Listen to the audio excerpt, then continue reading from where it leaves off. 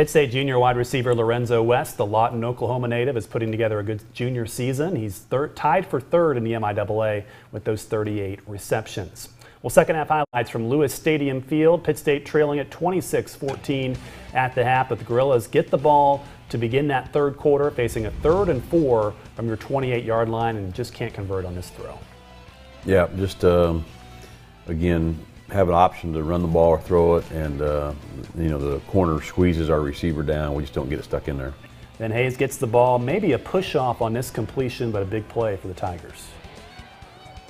Yeah, this was kind of they had a couple tough calls over on their boundary, but again, that's part of playing man coverage, and we just got to make better plays. That would lead to a field goal, so Hayes now leads at 29-14, then a turnover for your offense here.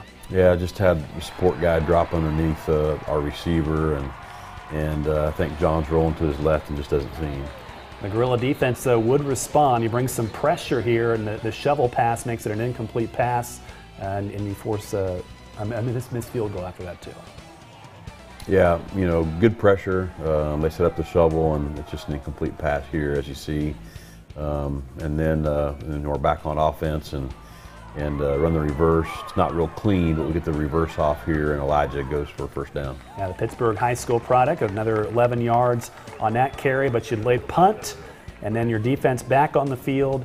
And how about Seema Thomas getting the sack here? Yeah, Seema, had another good day, and very aggressive, very fast, and hard to block one-on-one. Then on a 3rd and 15, Hayes going to run it here, and Brandon Malikas, the Frontenac native, with a good tackle. Yeah, very, very nice squared up tackle, and good to see Brandon get in there and get some great action. So you force a punt. Looks like you're going to have good field position on this punt, but then another turnover for you guys.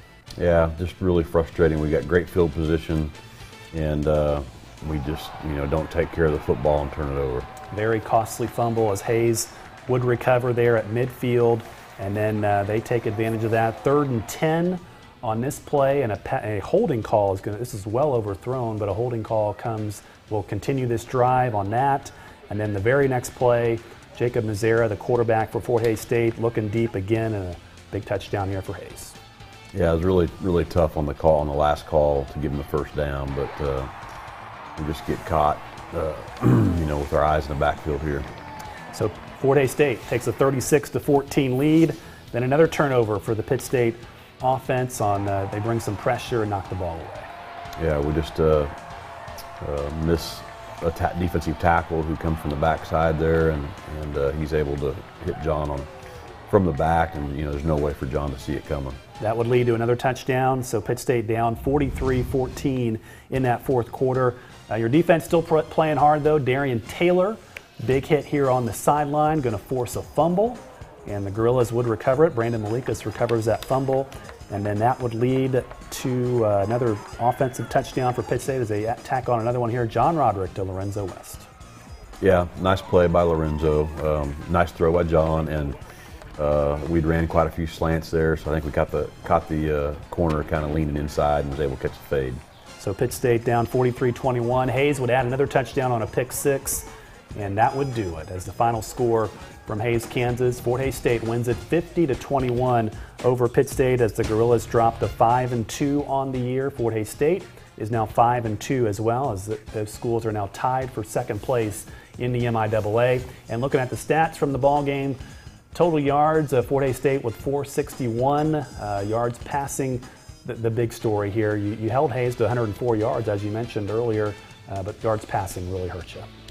Well, yeah, and Hayes obviously can throw the ball and do some things, but still, we're too good on defense to give that kind of yardage up, and you're not going to win a game when you have to turn the ball over five times. So, a lot of things to clean up, and the game just kind of got away from us a little bit there, but I think it's we're still a very well matched team against them, even though the scoreboard doesn't show it. After the game, Pitt State sophomore safety Morgan Salamea on the tough start in this one. We knew we were going to have some adversity. We just had to fight through it. Even though they did come out 9-0, we just got to fight through that and just bounce back and try to put some points on the board to get back in it. Just one of the tailbacks would flare out and they'd just go upfield for long, which would just got us on long plays, and we weren't able to stop them. Just a disappointing day all around for Pitt State. What's the message to the team after the game? Well, we had a long talk afterwards, and we had a much better week of practice this last week. We just have lost some intensity here a little bit, and we've got to get that back. We've got a good football team. I talked to our team about the fact that Coach Brown and I spent some time before the game and talked, and he felt like the Central Oklahoma team was probably the best team that they had seen up to this point, and reminded our players, how well we played against Central Oklahoma, and the fact that we showed a lot of intensity and felt like we had a chance to even beat them, maybe a little bit worse than we did, and we kind of got rolling there, and then something happened, and we just haven't had that kind of intensity the last couple of weeks. Have got off to 2 bad starts here the last 2 weeks, so to have a good start this week, we've got to have a good start at practice. All right, coming up, we'll look ahead to the homecoming matchup against Central Missouri, and we'll talk in studio with Pitt State senior Carter Ankers here on the Tim Beck Show.